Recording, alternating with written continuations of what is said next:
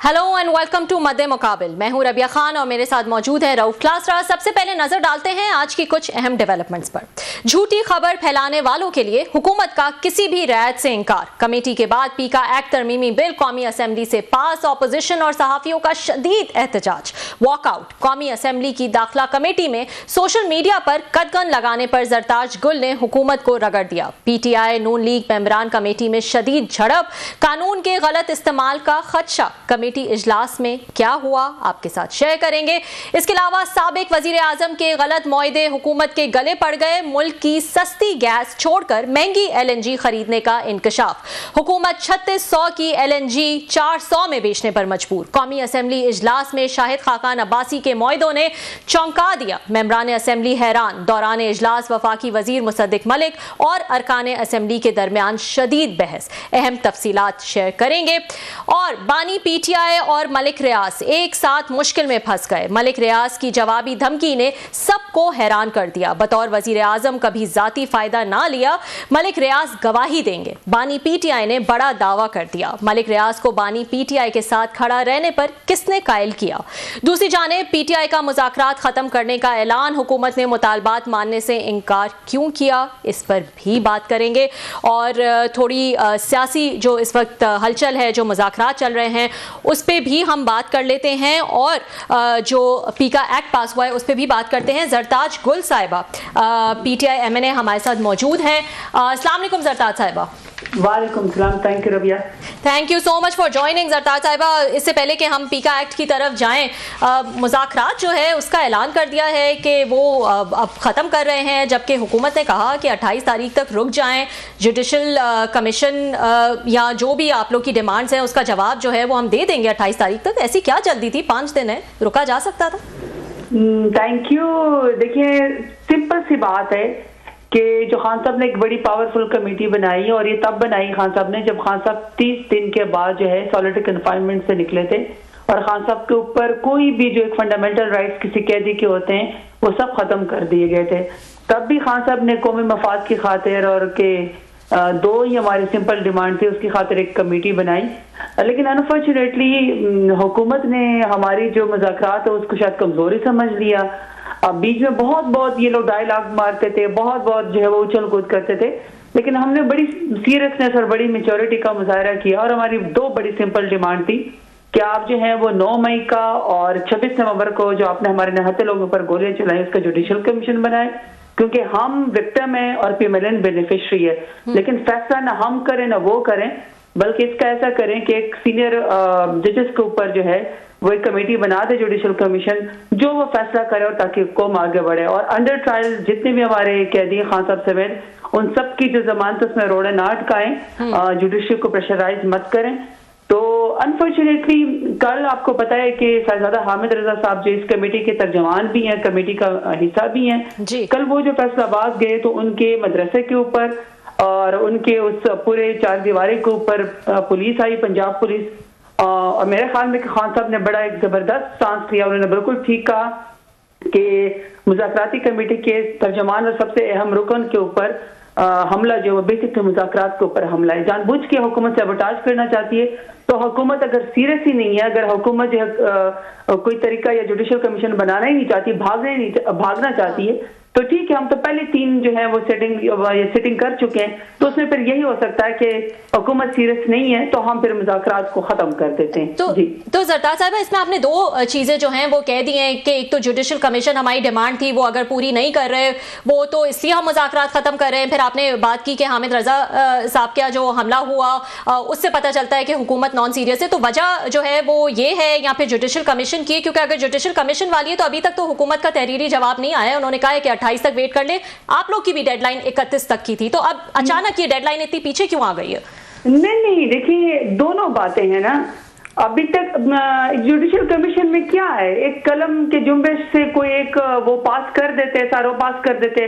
ये तो कोई ऐसी बात नहीं है कि कमीशन नहीं बन सकता था। कमीशन पाकिस्तान के अंदर बनते रहते हैं, दुनिया में भी बनते रहते हैं। लेकिन मेरा ख्याल तो यही है कि अनफॉर्चुनेटली PMLN इसलिए संजीदा नहीं है जुडिशियल कमीशन बनाने में कि आखिर में खुरा इन्हीं की तरफ निकलेगा ना, क्योंकि बेनिफिशरी 9 मई को देखें, 9 मई में हमारा सिंपल स्टांस है, आप मीडिया भी इस बात के गवाह है कि जो प्रेस कॉन्फ्रेंस करके इन्होंने कहा कि फलाना फलाना पीटीआई का शख्स 9 मई के अंदर इन्वॉल्व था, और तो उसने जब प्रेस कॉन्फ्रेंस की वो पीएमएलएन के वजीर और मुशीर बन गए। मुझ समेत, खान साहब समेत जितने भी लोग पीटीआई के साथ लाए लोग हैं, हम अभी भी दहशतगर्द हैं इनकी नजर में, हमें अभी भी एंटी स्टेट समझा जाता है। तो चेरी पैकिंग तो नहीं हो सकती है ना, तो हुकूमत संजीदा ही नहीं है। फिर 26 नवंबर को जब निहत्थे लोगों के ऊपर गोलियां चलाई, तो ये कितनी तकलीफ दे बात है कि अब ये हुकूमत मानने को ही तैयार नहीं है, डिनाइल में जाने को तैयार है। आज भी इन्होंने standing committee for interior committee में शोहदा का मजाक उड़ाने की कोशिश की कि ये तो सिर्फ 14 थे। सिर्फ 14 मजाक है? 14 लोग आपने शहीद कर दिए, वो किसी के तो प्यारे थे। हमारी पीटीआई को तो फख्र है उन शोहदा के ऊपर, शहीद जमहूरियत है। इसलिए देखिए, पीएमएलएन इसलिए नहीं बैठना चाहती थी, वो सीरियस ही नहीं है।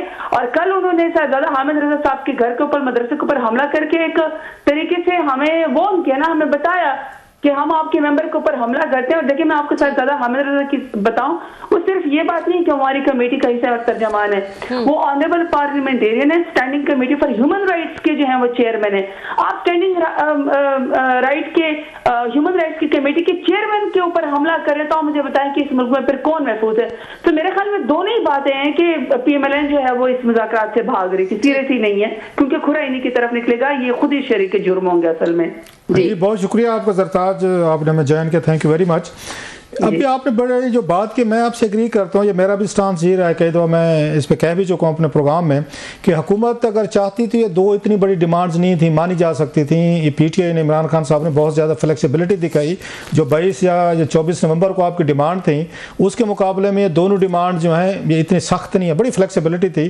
तो हुकूमत चाहती दोनों काम कर सकती थी, कैदियों को रिलीज़ भी कर सकती थी, पहले पार्डन भी किया, उन्होंने बहुत सारों को किया भी सही, बाकियों को भी साल साल 1.5 साल बेचारे भोगे चुके थे, वो भी रिलीज़ हो सकते थे। तो कमीशन भी बन सकता था, 2014 में भी बनाया था, धांधली पे तो कौन सी मतलब क़यामत आ गई। तो इससे साबित हुआ कि हुकूमत जो है, मेरा ख्याल है वो पहले दिन से सीरियस नहीं थी। एक तरफ तो ये है, तो दूसरी तरफ हम ये भी देखते हैं कि जब ये मुज़ाकरात हो रहे थे, हामिद रजा साहब जैसे और बहुत सारे बैरिस्टर गौर हैं, उमर अयूब हैं, सलमान अकमर राजा साहब हैं, वेरी डिसेंट मतलब सारे लोग हैं आपकी पार्टी के, ये मुज़ाकरात कर रहे थे। तो इमरान खान साहब ने दो बड़े बम्बास्टिक किस्म के सख्त उन्होंने ट्वीट्स किए। तो मेरी ये भी रहे कि खान साहब भी शायद ये मुज़ाकरात में सीरियस नहीं थे, वो भी नहीं चाहते थे कि मुज़ाकरात सीरियस, ना हुकूमत सीरियस थी ना खान साहब थे। अदरवाइज तो खान साहब को अगेन थोड़ा खामोश रहना चाहिए था कि जब तक पार्टी उनकी मुज़ाकरात कर रही है। डू यू थिंक कि अगेन दोनों साइड जो है वो सीरियस नहीं थी मुज़ाकरात? नहीं क्लासेस साहब, मैं विद ड्यू रिस्पेक्ट इसलिए कॉन्ट्रडिक्ट करूंगी जी। ये देखिए, खान साहब के पास और कौन सा रास्ता है?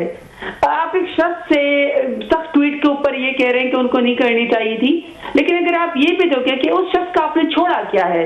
आपने एक एक्स प्राइम मिनिस्टर है जिसने पाकिस्तान का दुनिया में नाम रोशन किया, और उसका बदतरीन मुखालिफ भी कह सकता है कि खान साहब ने कभी भी करप्शन नहीं की है।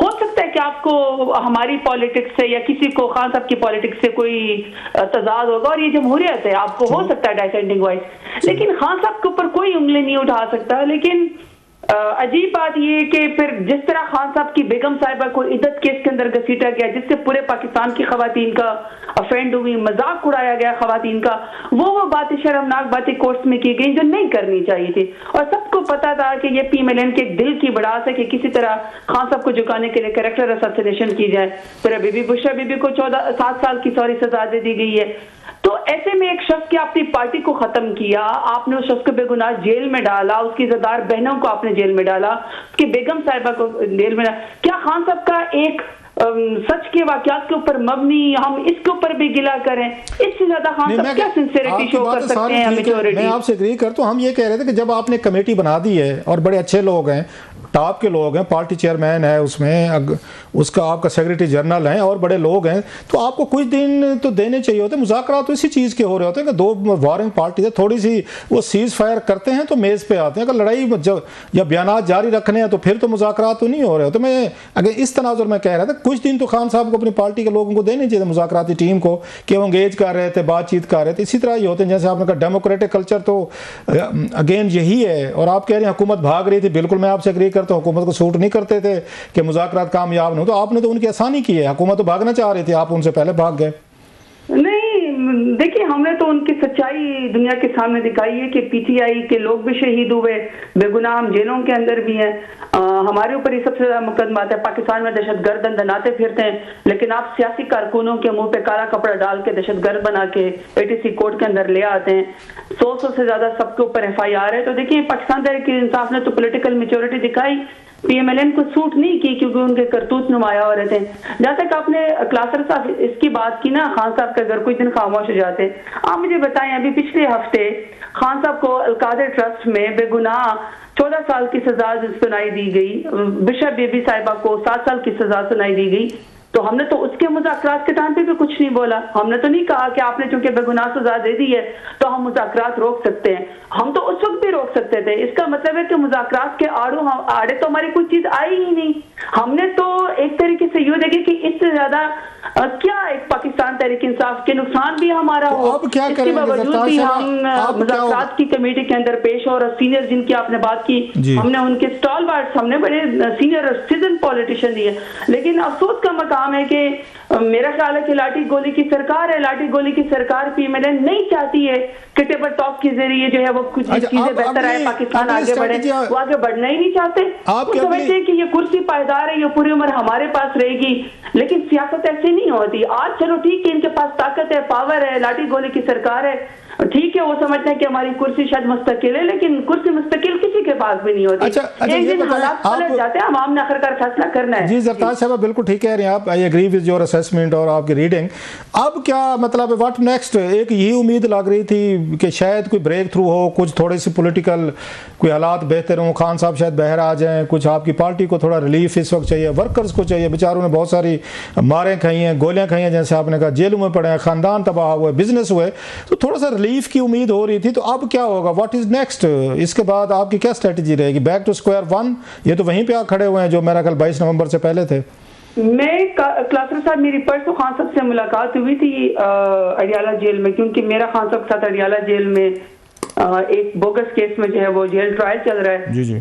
तो उस वक्त जारी बात है मुज़ाकरात सस्पेंड नहीं हुए थे, लेकिन अभी भी इवेंचुअली जारी बात है मेरा वोट या मेरी पाकिस्तान तहरीक इंसाफ का सारा वोट खान साहब का और प्रोगेटिव भी खान साहब का। अब खान साहब ने सस्पेंड किए तो हम मनोहन उसके फैसले को तस्लीम करते हैं। अब उसके बाद क्या होना है इवेंचुअली जारी बात है, जो खान साहब हमें लाइन देंगे, जो हमें पॉलिसी देंगे, हम सब ने उसके ऊपर अमल करना है। लेकिन हमें चले एक बात की खुशी है कि हम अवाम की अदालत में भी सुरखरू हुए।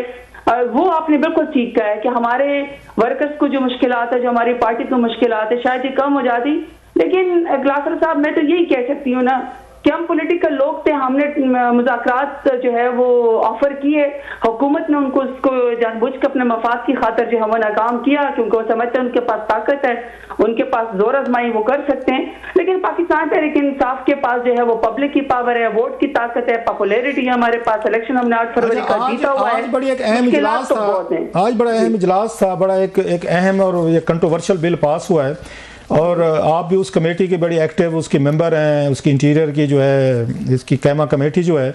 आज बिल आया था पीका लॉज में, जो उन्होंने चेंजेस किए हैं, जो नई सज़ाएं डाली गई हैं, नए उसमें उन्होंने अथॉरिटीज़ बनाई हैं। आपने बड़ा वहाँ पे वेमेंट लिए मस्त है, बड़ी सेंसिबल और बड़ी अच्छी गुफ्तगू की आपने, दोनों साइड्स को देख, विच वॉज अ बिट, अगर मुश्किल एक काम होता है कि इतने शोर शराबे में सेनेट की बात करना, आपने बड़े अच्छे तरीके से सारे मामले को देखा। इससे पहले कि मैं अपनी राय दूँ उस इशूज़ पे, तो आपका क्या रहा आज का एक्सपीरियंस जो था कमेटी मीटिंग में? ये मैंने भी देखी सारी चीज़ें, आप भी बोली, जमशेद दस्ती साहब थे, उसको निसार जट साहब थे, पूरी एक पार्टी जो वहाँ पे गुफ्तगू कर रही थी आपकी। तो बताएंगे आज के बिल पे आपके क्या इतराज़ात थे? पहले तो ये कि रऊफ क्लासर साहब, इंटीरियर कमेटी को मैंने फील किया है कि इंटीरियर कमेटी में पूरे मुल्क के इंटीरियर के मामलात, लॉ एंड ऑर्डर, लोगों के हकूक, फंडामेंटल राइट्स, पुलिसिंग और जो भी करंट सिचुएशन के अंदर चीज़ें हो रही हैं, अनफॉर्चुनेटली उसके ऊपर बात करने के बजाय मैंने तो इंटीरियर कमेटी की ये 3री या 4थी मीटिंग अटेंड की है। मैं अब उसकी मेंबर बनी हूँ। मैंने तो फील किया है कि बेसिकली इंटीरियर कमेटी का जो एक फोरम है स्टैंडिंग कमेटी का, ये बेसिकली इन्होंने पाकिस्तान के लोगों को सजाएं देने के लिए एक फोरम किया हुआ है। कभी जो है वो पावर के सेक्रेटरी आ जाते हैं कि जी मिनिस्टर साहब ने कहा है कि जी अगर कोई पाकिस्तानी बिल लेट करेगा बिजली का तो उसको जी कॉग्निजेबल ऑफेंस कर दे। मैं वहां पे भी खड़े हो जाती हूँ कि हम आपको अपने पाकिस्तान के लोगों के जो है वो बिल जमा लेट करने पे या उसके देने पे हम आपको सजाएं नहीं देने देंगे कि जब SHO चाहे इंस्पेक्टर चाहे उसको उठा ले। मतलब दुनिया को मुजरिम बनाने पे ये लोग तुले हुए हैं। इसी तरह अब ये है, अब अचानक से जी इन्होंने फैसला किया कि जी पेका एक्ट में इन्होंने तब्दीली करनी है और मैं समझी कि कोई पाकिस्तान में खुदा ना खास्ता कोई ज़ल्ज़ला आ गया, कोई भूचाल आ गया, कोई सैलाब आ गया। ऐसी क्या हो गई है कि अचानक से जी एक दिन के अंदर स्टैंडिंग कमेटी की मीटिंग हो रही है और पता चला कि एक ही एजेंडा है जिसका है कि जी पेका एक्ट, और वो हमें दिया भी नहीं गया। वहां पे हमारी बात सुनने को हुकूमत, पीपल्स पार्टी, PMLN, MQM और बलूचिस्तान वाले बात सुनने को ही तैयार नहीं थे। हमने कहा जी हमें कोई इतराज नहीं है, पहले आप हमसे बात तो करें। सोशल मीडिया के एक्टिविस्ट हैं, सोशल मीडिया के बड़े लाइक लोग हैं, इसी तरह इलेक्ट्रॉनिक मीडिया से लोग हैं, इंडिपेंडेंट फोरम है हमारी पार्टी। आप हमें बिल तो देना, एक्ट तो दें कि आप क्या तरमीम लेकर आना चाहते हैं। रातों रात आप क्यों अचानक से सब चीजें बिल्डोज करें? लेकिन अनफॉर्चुनेटली वो वहां पे PMLN पीपल्स पार्टी कोई बात सुनने को ही तैयार नहीं था। वो कहते हैं अभी और इसी वक्त जी इसको कॉग्निजेबल ऑफेंस बनाओ जी, फेक न्यूज को आप जी ले आओ कि ये मुजरिम है, ये जुर्म के जुमरे में आता है। अब सारे पाकिस्तानी के पास सोशल मीडिया की पावर है, सबके पास एक मोबाइल है, हर एक की कोई वीलॉग है या हर एक का कोई ट्वीट का या फेसबुक का या व्हाट्सएप का तरीकेकार है। वो फर्ज करे कि हुकूमत से किसी बात पे कि आपकी पॉलिसी गलत है तो पे कह रहे कि ये तो फेक न्यूज है। अब फेक न्यूज को कौन साबित करेगा? यानी हुकूमत चाहती है कि हर वो शख्स जो सोशल मीडिया के जरिए, इलेक्ट्रॉनिक मीडिया के जरिए, वीलॉग के जरिए या एंकर पर्सन हुकूमत की कारकर्दगी के ऊपर अगर कोई सवाल उठाएगा तो इनकी नजर में वो फेक न्यूज की नजर में वो मुजरिम है, उसको 3 साल की भी सजा दी जाएगी, 30 लाख जुर्माना दिया जाएगा। अनफॉर्चुनेटली काले करतूत की खातिर काले कानून इस वक्त हुकूमत वक्त पास करी है, इसलिए मैंने वहां पे बहुत आवाज उठाई इसके खिलाफ। टाइम दें, हमें रीड करने दें, चेंजेस करने दें, सजाएं बहुत सारी। जो मैं समझा हूँ वहाँ प्रोसीडिंग से, जो मैं आप भी बात कर रही थी और भी बहुत सारे साहब PTI के लोग भी थे, फिर PML नवाज, पीपल्स पार्टी, सबके, जो मैं समझा हूँ आपने ये 2 चीज़ों पे एतराज़ किया वहाँ पे। अदरवाइज़ आपको कोई इस बिल के खिलाफ या इसको रेगुलेट करने पे या अथॉरिटी पे सच नहीं था। एक तो आपने कहा जैसे कि बिल्डोज किया जा रहा है, इतनी जल्दी की क्या ज़रूरत है, अभी इसको डेफर करें, इसको अगली मीटिंग में लेकर हम भी पढ़ लें, कुछ स्टेक होल्डर से बातचीत कर लें। एक तो आपका ये एतराज़ था। दूसरा आपका एतराज़ ये था कि इसकी सज़ाएँ ज़्यादा हैं, इसको ज़्यादा सज़ाएँ की गई, सज़ा इतनी ज़्यादा नहीं होनी चाहिए।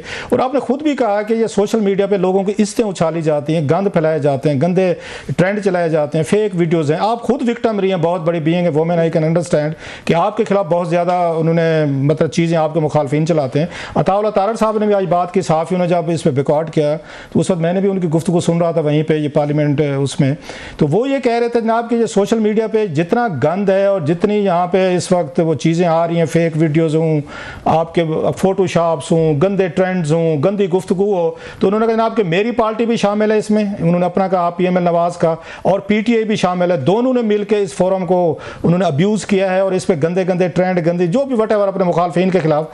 आप इससे ये एग्री करती हैं कि आपकी पार्टी भी इसमें बराबर की शरीक है, जैसे आज उन्होंने अताउल्लाह तारड़ साहब ने कहा कि हम भी शरीक हैं, PTI भी शरीक है? Do you agree with that?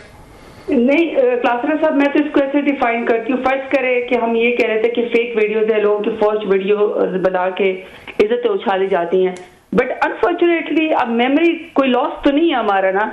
कुछ टाइम पहले मरियम नवाज ने खुद प्रेस कॉन्फ्रेंस करके वज़ीर आज़म शहबाज शरीफ के साथ, जो वो वज़ीर आज़म नहीं थे, उन्होंने कहा था जी मेरे पास लोगों की वीडियोस हैं और वीडियोस खत्म नहीं होती, मैं जब चाहे इसका इस्तेमाल करूँ। What does it mean?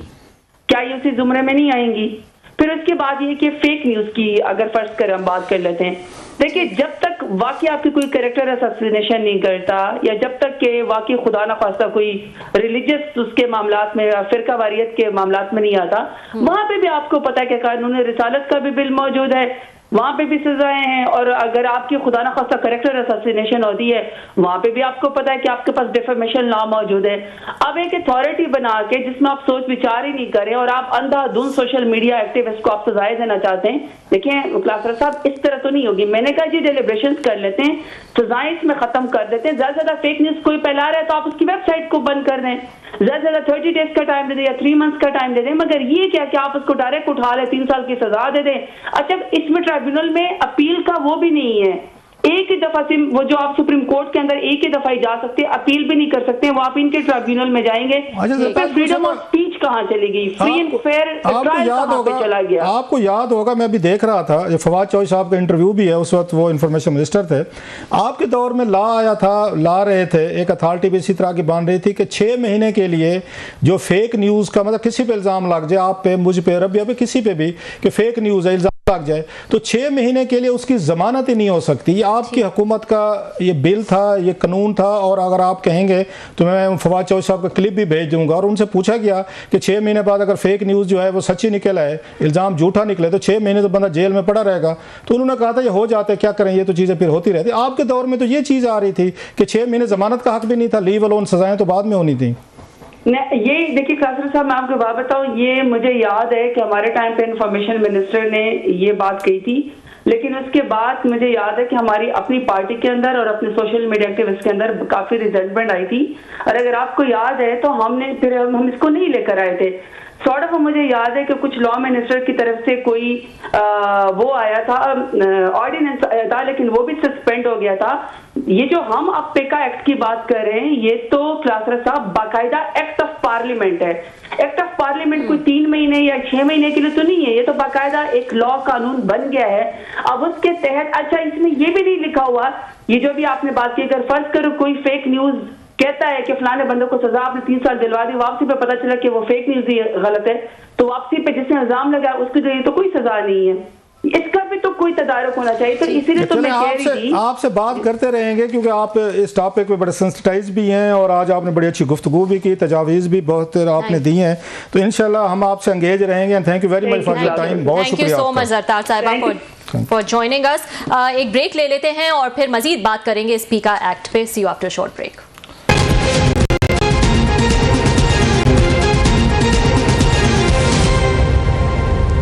Welcome back नाजरीन। ब्रेक पे जाने से पहले हम बात कर रहे थे पीका एक्ट के हवाले से, जो कि आज कौमी असम्बली में पास करा लिया गया। क्लासरा साहब से भी बात कर लेते हैं, ये भी वहाँ पे मौजूद थे। क्या हुआ आज इजलास में और इतना हंगामी इजलास बुलाने की ऐसी क्या ज़रूरत पड़ गई, इस पर भी बात कर लेते हैं। और क्या क्या एतराज़ात हुए, बड़ी जो है वो लड़ाई देखी गई PTI और नून लीग के अरकान के दरमियान, तल्ख कलामी जो है वो भी हुई और PTI वालों ने इस पर जो है वो काफ़ी एतराज़ात उठाए। क्लासरा साहब आप भी मौजूद थे, क्या अहवाल है, क्या हुआ आज? आज मैं रहा हूँ तकरीबन कोई 3-4 घंटे। पार्लियामेंट में बहुत सारी प्रोसीडिंग थी, बहुत सारा हैवी एजेंडा था। एक तो सबसे बड़ा अहम यह था कि सुबह के वक्त ये कमेटी का जो इजलास था जिसमें बिल आया था, ये पीका वाला जिस पर कंट्रोवर्सी चल रही थी, उसको कमेटी के पास भेजा गया था कि इसको डिस्कशन करें, वोटिंग करें, अगर पास होते तो हमें भेजें, जो बाद में पास हुआ और वो कौमी असम्बली ने उसको पास किया। दूसरा उसके बाद पार्लियामेंट का इजलास था जहाँ पे ये बिल जो है पेश किया गया और सहाफ़ियों ने वहाँ पर वो किया, बैकआउट किया उन्होंने, जनाब कि ये हमें टारगेट करने के लिए, हमारी आवाज़ बुलंद करने के लिए। तो उस पर वो, इससे पहले मैं आऊँ कमेटी पे, तो अताउल्लाह तारड़ साहब की बात मुझे बड़ी अच्छी लगी है। मतलब उन्होंने बड़ी बैलेंस बात की है, जो कोई नहीं करता होता। वो जब सहाफ़ियों को मनाने के लिए आए और एक्सप्लेन करने के लिए आए कि जनाब ये ला क्यों लाया जा रहा है और आपके खिलाफ नहीं है, तो बेसिकली तो उन लोगों के खिलाफ है जिन्होंने ट्विटर को, सोशल मीडिया को एक उन्होंने डस्टबिन बना के रख दिया और पता नहीं क्या क्या गंदी गंदी चीज़ें और बहुत कुछ बता रहे थे कि वो कुछ होता है। जो असल एडमिशन था उनका, जिससे मैंने अप्रिशिएट किया, उनका ये कहना कि जनाब सोशल मीडिया में जो भी गंद है ना, हमने भी डाला है और PTI ने भी डाला है। अच्छा, ये उन्होंने एडमिट किया। हमारी पार्टी भी जिम्मेदार है, हमारे भी सोशल मीडिया ग्रुप्स हैं और PTI भी जिम्मेदार है। कम से कम एक मिनिस्टर का खड़े होकर मान लेना इस मुल्क में कि इस गंद में हमारा भी हिस्सा है और कल को उनके लोग भी इसका टारगेट हो सकते हैं। अगर वो कल को ये खान साहब पे, बुशरा साहब या इनकी पार्टी पे कोई कंपेनें करेंगे तो ये फोरम तो उनके पास भी है, PTI के पास भी है। वो भी जाके हुकूमत के जितने भी इनके व्लॉगर्स हैं, सोशल मीडिया एक्टिविस्ट हैं या दीगर लोग हैं, उन पर वो भी कंप्लेंट कर सकते हैं। सो उन्होंने ये बात मानी कि इस फोरम को, जो पढ़ा लिखा फोरम था, इसको गंद बनाने में हम दोनों का एक रोल है, हम अपने दोनों का ये किरदार है। ये तो उन्होंने एक बात की। No coming to the committee जो बात हुई वहां पे, आज बड़ी अच्छी खासी धुआंधार किस्म की लड़ाई झगड़े। अच्छा, क्योंकि पोजीशन में है PTI, दबाव इन पे आता है, इनकी प्रेजेंस बहुत ज्यादा है सोशल मीडिया पे। इनको लगता है कि जनाब कि अगर हमारे ऊपर पड़ गई सारी चीजें तो टारगेट ये होंगे, तो इसलिए इनका चीखना, रोना, पिटना और लड़ाई करना बनता था। सो आज जो इनके मेंबरान थे जिन्होंने उसमें किया, लेड बाई ज़रताज गुल साहब, बड़ी, जैसे मैंने मैंने पहले भी कहा, बड़ी उन्होंने सेंसिबल और अच्छी बातें की। पर निसार जट साहब थे, जमशेद दस्ती साहब थे, फिर उसके बाद जमाल खान साहब थे, इनके जो MNA हैं, तो उन्होंने खासा एक टफ टाइम दिया। तो इन्होंने जब उनको ब्लेम करना शुरू किया तो डॉक्टर फजल चौधरी साहब ने फिर कहा, वो जो उनके मेंबर भी हैं, वजीर भी हैं, सारी वजीर तो अभी नहीं है, मेंबर हैं इसके वो, तो उन्होंने कहा जनाब आप अगर इस बात पे चलेंगे ना करतूतों पे कि हमारे करतूत ये हैं, तो फिर अगर हमने आपके करतूत अगर बताने शुरू किया कि PTA के क्या करतूत थे तो फिर इसके बाद तो लड़ाई झगड़े होगा, फटे ही होगा। साथ में हनीफ अब्बासी साहब ने उन्होंने ये कहा, जनाब आप जब हमें बताते हैं कि जनाब कि हम लोग शायद बुरे हैं और आप लोग अच्छे थे, तो उन्होंने कहा ये बताएं, ये बड़ा अच्छा काम हो रहा था कि 16 किलो जो हीरोइन जो है आप उस पर वो डाल रहे थे राना सनावला साहब पे, या खुद इनको उम्र कैद हुई थी, इनको भी सजा हुई थी उनको हनीफ अब्बासी साहब को, सो उन्होंने एक अलहदा तरीके से उन्होंने इनको वो बात की। अच्छा वहाँ पे जमाल ये रसानी साहब भी थे, ये नौजवान लड़के बलोचिस्तान साहब, उन्होंने कहा जनाब कि ट्विटर सोशल मीडिया पे मेरे बारे में देखें क्या छपा है। हाँ। उन्होंने जनाब कि मैं रसानी हूँ, और ये अनवारुल हक काकड़ साहब जब ये वज़ीर आज़म बने निगरान तो सोशल मीडिया पे खबरें चली, ट्रेंड चलाया गया कि अनवारुल हक काकड़ ने अपने बेटे को निगरान वज़ीर बनवा दिया। उसने कहा कहाँ रसानी ट्राइब, कहाँ काकड़ ट्राइब, और मुझे दुनिया जहाँ की हमने चीज़ें सुनी, उन्होंने ये बात की। वो बात तो उन्होंने ज़रताज गुल साहिबा ने भी की, उन्होंने लोगों की वहाँ पर इज्जतें उछाली जाती हैं, इसका कोई बंदोबस्त होना चाहिए, ये उन्होंने वहाँ पर बात की। अच्छा नबील कबूल साहब थे, वो भी उन्होंने भी इसमें उन्होंने बात की, उन्होंने कहा जनाब कि AI जो नई चीज़ है आर्टिफिशियल इंटेलिजेंस, उन्होंने जनाब कि इसकी वीडियो देखें, हम घर और बच्चों वालों को साथ देख नहीं सकते, लोगों को शर्म आनी चाहिए कि किस तरह की चीजें सोशल मीडिया पे अगर डाली जा रही। अभी हमने देखा UAE के प्रेसिडेंट और मरियम नवाज साहब, इससे ज्यादा कोई एम्बैरेसिंग चीज हो सकती थी उसके सोशल मीडिया के हवाले से। अच्छा खैर उन्होंने और भी बताया कि अमेरिका वगैरह का देखें कि वहां पर भी जो फेक वीडियोज आ रही हैं, फेक चीजें आ रही हैं, ट्विटर या टिकटॉक उन्होंने वो के बैन किया है। अच्छा जमशेद दस्ती साहब, उन्होंने एक अलहदा, उनको तो बिल की कापी नहीं मिली होती, दस्ती साहब हमेशा एक और तरीके से बात करते हैं, बल्कि ज़रताज गुल साहिबा जो है मोस्ट ऑफ द टाइम वो दस्ती साहब को जो है उनको ठंडा करती रहती हैं। अच्छा खुर्रम नवाज साहब जो कमेटी के चेयरमैन हैं, उनके लिए बड़ा मुश्किल काम है क्योंकि सारे हैवी वेट्स हैं इसमें, उसमें कादिर पटेल साहब भी बैठे हैं, तो उसमें उस फजल चौधरी साहब भी बैठे हैं, हनीफ अब्बासी साहब भी हैं, इजाजुल हक साहब भी हैं, ज़रताज गुल साहिबा भी हैं, निसार जट साहब हैं, हैवी वेट्स है ना, बड़े बड़े अच्छी खासी बहस मुबैसा होता है वहाँ पे। सो उन्होंने जो इनको कहा कि जनाब कि हमें और फिर क्या करें, हैंडल करना बड़ा मुश्किल हो जाता है उनके लिए। असल जो बात की वो वहाँ पे ख्वाजा इजहारुल हसन साहब ने की, जो MQM का, अच्छा। मतलब वो कहते ना जो उसका क्रक्स ऑफ द मैटर निकाला, उन्होंने जनाब ये चाय की प्याली में तूफान किस चीज का उठाया PTA के दोस्तों ने। उन्होंने जनाब के 2022 में जनवरी फरवरी में आप लोग खुद इसमें ये जो ऑर्डिनेंस था, जो लॉ था पी का, आप खुद इसमें तरमीमें लाए थे और सख्त सजाएं की थी, और इमरान खान साहब ने टीवी पर बैठ के उसका डिफेंड किया, उन्होंने कहा भी टीवी का क्लिप निकाल लें।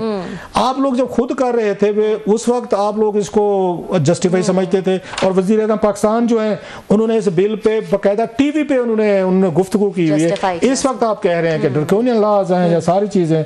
अच्छा निसार जट साहब हैं, उन्होंने भी बात है कि जमाल एहसन साहब हैं, वो मियां वाली से वो हैं MNA हैं, उन्होंने कहा जनाब कि इमरान खान साहब पार्टी के सरबराह हैं, बड़ी पार्टी के, उनका नाम मीडिया पे आके लेने की ये पाबंदी है। अच्छा मुझे इस चीज पे बड़ी हंसी आती है। क्या पाबंदी है? अच्छा मैं हैरान होता हूँ, ये PTA के दोस्त और हम भी सहाफी एंकर, हम ये कह रहे होते हैं कि इमरान खान साहब का नाम लेने पे पाबंदी है और नाम ले रहे हैं। अब मोस्ट ऑफ द टाइम देखे, एक दिन बैठा था मैं वहां पे किसी शो में, तो वहां पे बात की उसने, बल्कि आपको याद होगा हमारे साथ ही थे, मैं गलत कह रहा हूँ, फैसल चौधरी साहब थे, उन्होंने कहा था फोन पे इमरान खान साहब का नाम लेने पर पाबंदी। मैं भाईजान आप नाम ले रहे हैं, हम ले रहे हैं, आप कहें कि आपके खान साहब से, उन्होंने कहा बयान नहीं चल सकता खान साहब का। मैं सर आप बताएं खान साहब की आपसे क्या गुफ्तगू है। सो ये बड़ा इंटरेस्टिंग टेक है, बयान इन्होंने अच्छा बनाया PTA वालों ने, इमरान खान साहब का नाम जो है ना आप वहां पर उस पर नहीं उस पर ले सकते।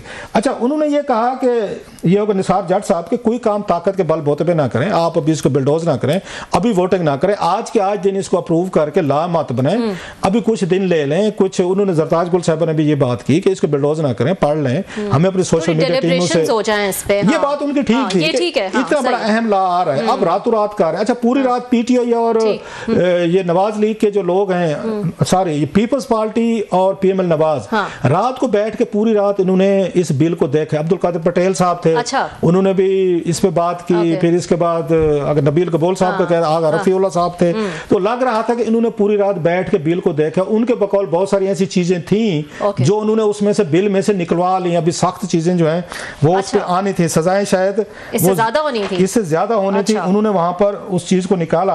और प्लस उनका ये कहना था, जो कि पॉइंट था पीपल्स पार्टी के उनका MNS का, उन्होंने इसी सोशल मीडिया की वजह से सलमान तसीर साहब का ये कत्ल हुआ। भट्टी साहब थे, मिनिस्टर शहबाज भट्टी साहब थे, अगर मैं सही कह रहा हूँ, उन पे भी इसी तरह के इल्जाम लगे। इसी तरीके से उन्होंने कहा जनाब कि आप किसी पे भी इल्ज़ाम लगा दें और सोशल मीडिया पे शुरू होता है और सोशल मीडिया के जरिए चीज़ें फैलती हैं, लोगों को मारा जाता है, लोग कत्ल हो जाते हैं, फिर ब्लास्फेमी का बहुत सारा उन्होंने बताया। वो कहना था कि कोई ना कोई फोरम तो हो जहाँ पे बैठ के कोई कंप्लेंट हो सके। PTI अपने दौर में लाज बनाती रही है, नवाज शरीफ साहब ने अपने दौर में बनाए, ये अपने दौर में यहाँ पे सारी चीज़ें बना रहे हैं। सो मोस्टली किसी तरह की अकाउंटेबिलिटी तो होनी चाहिए। अब ये चीजें, अब जैसे मैंने कहा कि वहां पे बहस तो बड़ी अच्छी हुई है। अच्छा, डेमोक्रेटिक राइट है, वो खैर वॉकआउट कर गए PTI वाले जो अल्टीमेटली, लेकिन लग रहा था कि PTI के लोगों को इसके तरीकाकार पे मसला है। अदरवाइज वो भी चाहते हैं कि कानून होना चाहिए, लॉ होना चाहिए, लेकिन वो पब्लिकली टीवी पे आके ये बात नहीं कहेंगे। ये मेरी ये रीडिंग है, कमेटी के अंदर वो कहेंगे क्योंकि उन्हें लगता है कि एक फोरम रिक्वायर्ड है, लेकिन पब्लिकली आते तो उनको पता है PTI की टीमें हमारे अपने पीछे पड़ जाएंगी, सोशल मीडिया हमारे पीछे पड़ जाएगा। सो सारे लोग जो हैं सोशल मीडिया के हाथों वो हाईजैक हो चुके हैं। और एतराज सबको है कि इस पे कुछ ना कुछ होना चाहिए। सब कहते हैं कि जनाब के होना वो हो, इन्होंने तो बनाई हुई है। इमरान खान साहब के दौर में, जैसे मैंने कहा, इजहारुल हसन साहब ने, ख्वाजा इजहारुल हसन साहब ने कहा, उन्होंने खान साहब की तकरीर है इस पे, खान साहब ने इसको डिफेंड किया, बल्कि ज्यादा सख्त लाज बनाए थे। तो आज किस चीज पे कह रहे हैं? मेरा ये कहना है लास्टली कि ये जैसे मैं सुप्रीम कोर्ट के बारे में कहता हूँ, उनकी इंटरनल लड़ाइयाँ, इंटरनल फाइट्स, लॉबिंग, एक दूसरे का खत, ये जिसकी वजह से उन पे उनकी सारी पावर जो थी ना क्लिप हुई है। ऐसे मेरा ख्याल है सोशल मीडिया हमने भी ये किया है। मुनीर न्यासा वाली जो वो है ना नज़म पंजाबी की, जो बार बार सुनाने को दिल करता है कि कोई शहर के लोग भी जालिम सान को सानू मराने का शौक भी सी, अगर हम भी ट्विटर पे गंद फैलाएंगे, मतलब कोई जिम्मेदाराना बात नहीं करेंगे, कोई इंसानों वाली बात नहीं करेंगे, तनकीद करें, हम भी करते हैं, बाकी लोग भी करते हैं। यहाँ गाली गलोच को तनकीद समझ लिया गया, फोटोशॉप को तनकीद समझ लिया गया, फेक वीडियोस को समझ लिया। अब इसके बाद जो कुछ आपने UAE के प्रेसिडेंट के बारे में किया है, इसके बाद बताएं इस मुल्क का, इस सिस्टम का आपने मौके दिए हैं इन्हीं पार्लियामेंटेरियंस को, हुकूमतों को, एस्टेब्लिशमेंट को कि आप पे क्रैक डाउन करें, कानून लेकर आएं और आपको वो कर दें, मतलब टूथलेस कर दें। तो कुछ हमें भी सोशल मीडिया यूजर जो है ना, कुछ हमें भी मरने का नहीं, हमें भी कोई मरने का शौक था। सो हमने भी हुकूमतों को इन्वाइट किया है कि आए और हमारे ऊपर कवानीन बनाए और हमें जेल में डालें। बिल्कुल बिल्कुल। एक ब्रेक ले लेते हैं नाज़रीन, ब्रेक के बाद दोबारा हाजिर होंगे।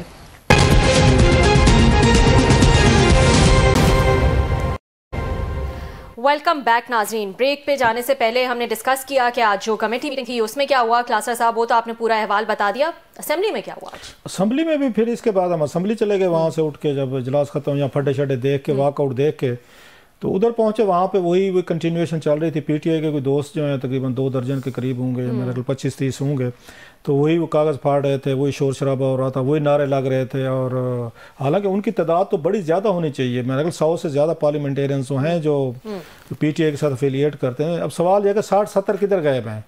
अगर आपने हंगामा ही करना है, शोर शराबा करना है, बेचारे 25-30 तो लगे हुए हैं, बाकी किधर हैं जो आपके बाकी 60-70 के करीब आपको सिंपथाइजर हैं, whatever. So they were missing.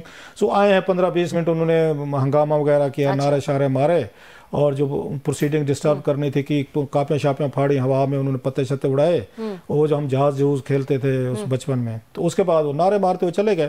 फिर उसके बाद एक और जो अच्छी चीज़ हो रही है, जो हुकूमत उनको, मतलब अपोजिशन शायद उसको फ़ायदा है या नुकसान है, कि अब हुकूमत के अपने अंदर से जब अपोजिशन नहीं होती, जब PTI नहीं होती वहाँ पे, अब ये क्वेश्चन आवर था, दीगर चीज़ें, सवालात होते हैं, जब अपोजिशन ना वहाँ नहीं मौजूद होती तो हुकूमत के अंदर से अपोजिशन पैदा होती है। अच्छा, यस, ये पहले भी होता था। अब जब पूरा हाल खाली था, उसमें अपोजिशन के लोग नहीं थे, PTI चली गई थी, तो अब ये सारे के सारे हुकूमती लोग बैठे थे, उसमें पीपल्स पार्टी और नवाज लीग के लोग थे, यानी कि अलाइज थे, उन्होंने आपस में फिर उसके बाद वजीरों को उन्होंने लम्हा पाल लिया, उन्होंने सवालात करने शुरू किए, जो चीज़ें करनी थी, गैस के मसले पे की और डेवलपमेंट के मसले पे थी। ख्वाजा आसिफ साहब थे, मुसद्दिक मलिक साहब थे, तो मतलब है उस मुसद्दिक मलिक साहब ने तो आज बड़ा एक और उन्होंने बड़ा एक मतलब है उन्होंने इंकशाफ किया, या उनको एक MNA साहब ने क्वेश्चन आवर में पूछा, उन्होंने कहा भाई साहब जो कादरपुर का आपका सुई आपका गैस का वो जो है प्लांट है वो बंद रखा हुआ है और बाहर से इंपोर्ट कर रहे हैं, महंगी आप गैस, मतलब बाहर से LNG महंगी आ रही है। और उन्होंने बताया, उन्होंने मुसद्दिक मलिक साहब ने खैर बाद में, कि 3600 रुपए पे हम मंगा के 400 और 800 रुपए पे दे रहे हैं। आप मुझे बताएं, मतलब गंजी नहाएगी क्या, न हो, मतलब वो नचोड़ेगी क्या? आप 3600 की गैस जो है 400 और 800 रुपए पे दे रहे हैं, तो फिर सर्कुलर डेट तो बढ़ेंगे, गैस से तो बस ये एलएनजी एक बहुत एक्सटेंसिव टॉपिक है क्लासा साहब, और मैं चाहती हूँ कि हम जो है टाइम बड़ा थोड़ा अपना कुएं बंद करके बाहर से महंगी गैस आ रही है डॉलरों में। आज के लिए नाज़रीन इतना ही, पीर को आपसे फिर मुलाकात होगी।